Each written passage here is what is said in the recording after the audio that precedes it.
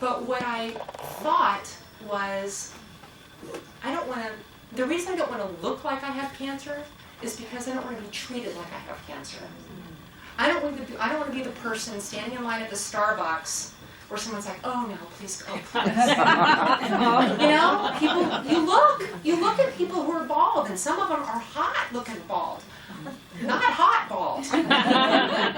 but more importantly, I didn't want to be treated that way because I was very careful, as you'll read about, if you haven't already, I monitored the input that I wanted.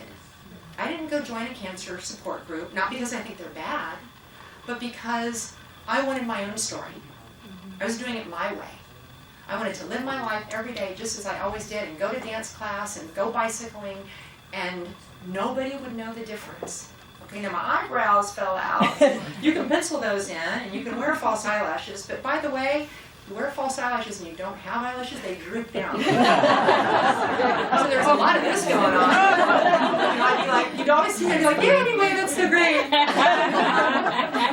So that's why I crossed my head. And it was, would I do it again? Probably. You just don't know how cold 40 degrees below zero is until you put it on your scalp. And you're like, oh, Jesus, that's cold. You have to wrap up with electric blankets and all kinds of stuff. But, for me, it was worth it because at the end, when I was done, it was as if I had just reset the start button on my life, and I just went right on. I didn't have to wait. I didn't have to go through the experience of just being sort of treated in a way that I didn't think was positive for me. So thank you for asking. I highly recommend them, and no, I'm not getting a kickback from them. So you had the experience, and then you wrote about the experience, and I'm wondering, did the story change at all for you in the writing of it? Did the story change? Actually, I wrote a lot of it while I was having the experience.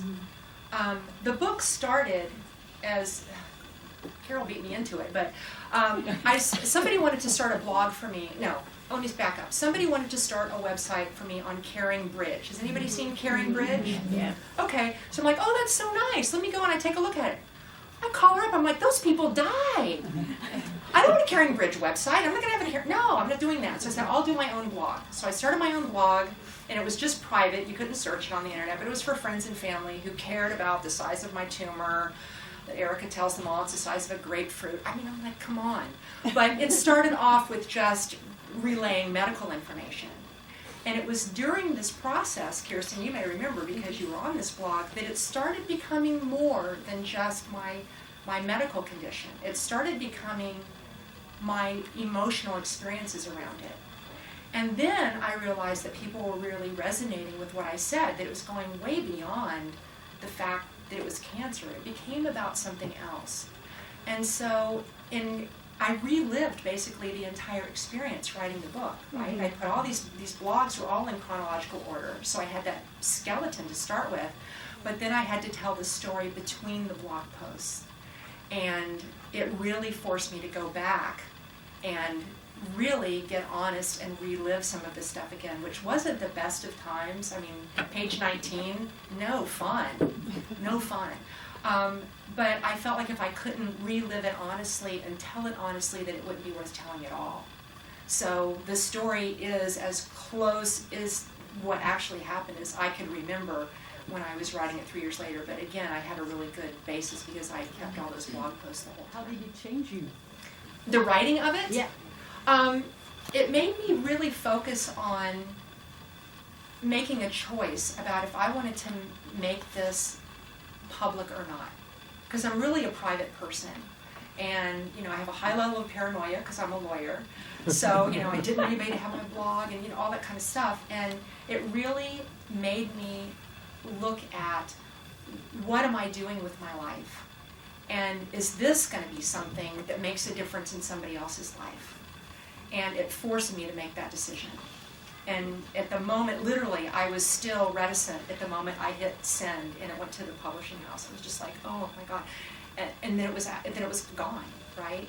But it pushed me to that. And I think that has been a wonderful point to be, because now I've had people read this book, and people I don't know have sent me emails and written to me, and I'm just so moved by their reaction and their response and their words of hope, and it's been really wonderful. So it absolutely changed me from the private person that I was to being a little more comfortable with talking about this. You're my first support group, by the way. I just wondered, going through the experience of being diagnosed and treatment and everything else that followed, was there anything that like you went, wow, I never knew this, or something really surprised you, or something was revealed to you that you just had no idea, like, you know, the chemo was worse than I thought, the medical care is better than I thought, the people around me are, I mean, was there any like wow, wow. There was a kind of a good thing and a bad thing. Yeah. Should I start? Which one should I start with? I guess I'll go in chronological order. The good thing was I had no idea the resources that are available for people that have cancer out there.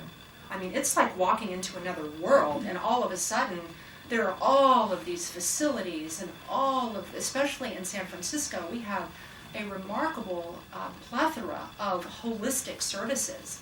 You know, this community here treats the entire person.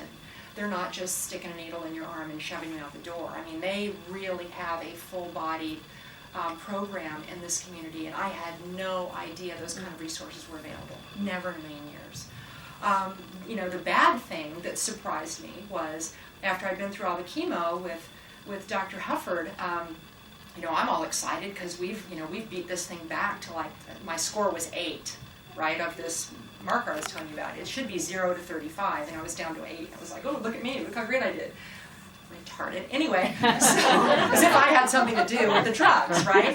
But anyway, I'm all happy, and I said, well, why does ovarian cancer have such a bad rap? You know, look at me, I just beat it. And he goes, well, you know, sometimes it comes back.